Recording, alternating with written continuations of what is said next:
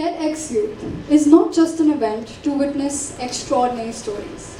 It's a call to action for each of us to script our own. As we get ready for Ms. Sangeeta Relan, ask yourself, what is the one story within you that the world needs to hear? And when will you find the courage to share it? Thank you, SVIS, for this wonderful opportunity. As you know, I am Sangeeta Relan. I am an educationist, a writer, a podcast host, a wife, a mother, and someone who, in the last many years, has been learning how to rebuild. I've always believed that all of us carry that quiet, inherent strength inside us, which surfaces when we least expect it to. But I wasn't always like this. I've had my moments where it seemed as though I had nothing left to cling on to. But then, something inside me chose to start all over again to rebuild. And that is what I would like to share with you today.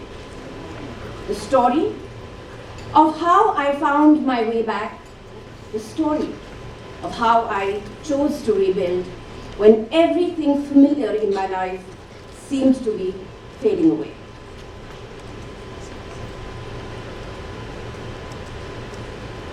For my father, who taught me strength and never needed to say it aloud. My father wasn't just my parent. He was my best friend, my confidant, my secret keeper, my quiet strength. I still remember, when during my board exams, he would quietly sneak into my room with a box of chocolates, as though we were spies in a thriller movie. Of course we weren't. But for those few moments, I did feel like James Bond with a sweet tooth. Even when he went away to Australia for work, he was never really far. Remember, those were not the days of the internet or the mobile phones, but we still kept in touch. We had our intimate conversations, inside jokes, shared confidences, and that unwavering emotional support. And then, one day, just like that, he was gone. I was 19, young, unprepared, and completely shattered. There were days when I didn't want to come out of my room. I would keep staring at the ceiling and hoping that someone would walk in and say this was all a joke. This was a mistake, that he was coming back. But nothing of that kind happened, and silence is all I got. The grief didn't come crashing in like a storm. It came quietly, in silences, in the absence of familiar sounds. In spaces where he should have been, there was only stillness. I was at sea. And while I was still trying to catch my breath, the world around me had started speaking for me. Get her married. That's the safest thing to do. She'll need someone to take care of her. Some even had options lined up for me. Believe me, I still hadn't decided on my college major, but my life partner was apparently ready and waiting for me in the wings. I was grieving, but being placed in a box. However, as is usually the case, life had other plans for me in the form of my mother. Now, my mother was mourning too. After all, she had lost her life partner. But she did not let that break her. She looked me in the eye and said, "You are not going to depend on anyone. You are going to live your life, stand on your feet, and I will stand beside you.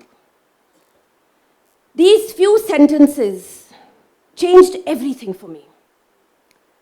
She was battling with her grief, but she did not let that grief get the better of her. In those few moments, she passed on her strength to me. I don't know where she got it from, how she did it. Maybe mothers know where to dig. But in that moment, she gave me something nobody else in the world could give. The life-anchoring permission to believe I still had a future. From then on, she became my cheerleader, my chief strategist, my safe space.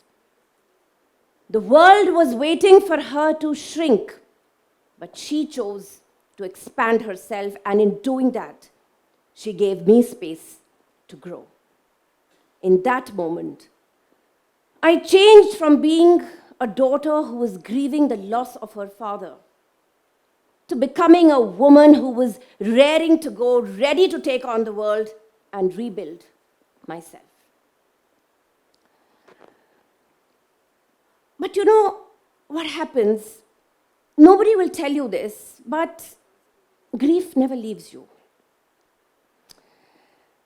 Not with success, not with anything at all. But like my mother, I did not let that grief get the better of me.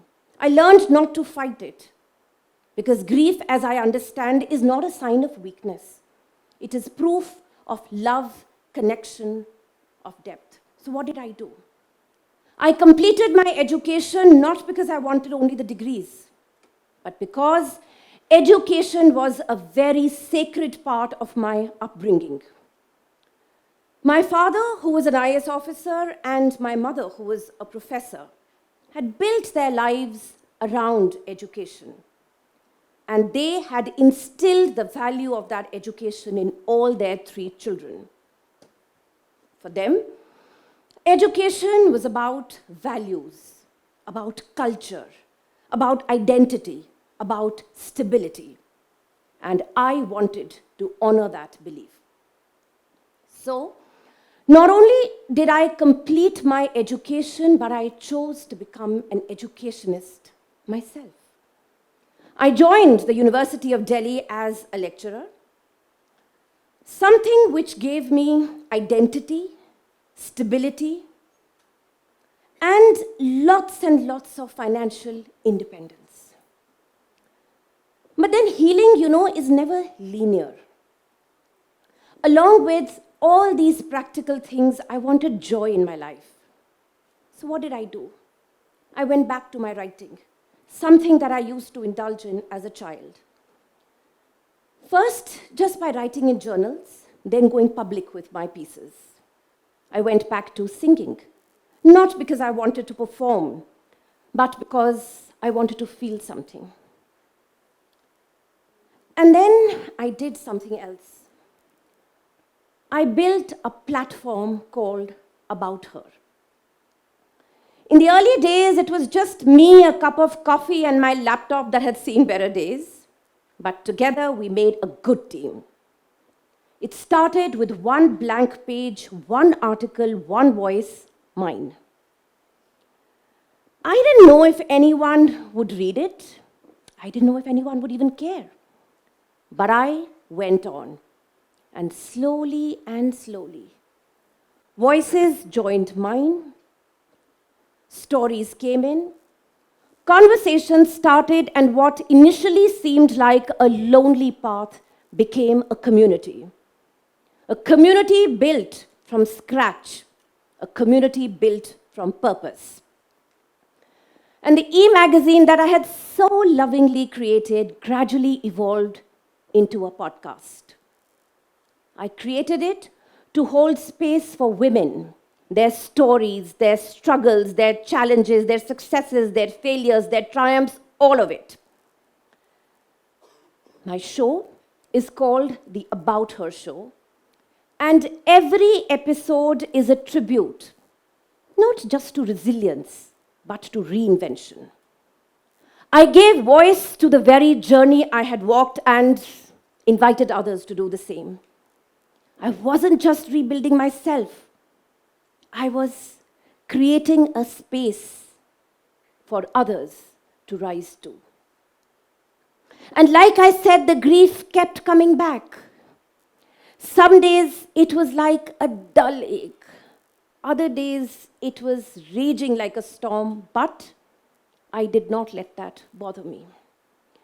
It is out of that grief which engulfed me that I created something my father would have been so proud of.